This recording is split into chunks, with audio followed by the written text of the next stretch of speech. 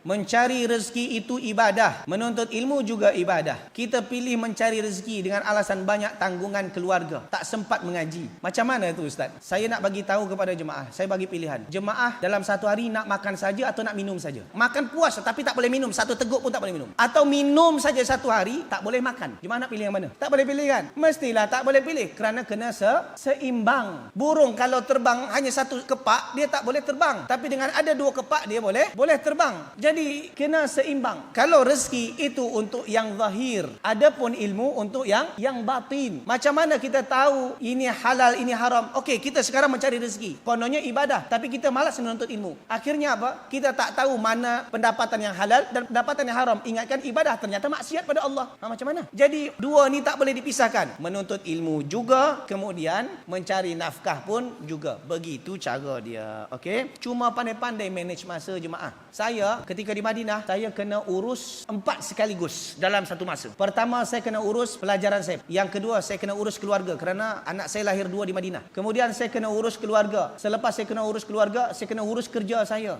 Kemudian saya kena urus apa? Saya kena mengajar juga. Kena buat semuanya. Tak boleh lepas satu. Lepas satu, gagal semuanya. Begitu caranya jemaah. Okey? Jadi tak boleh dilepaskan.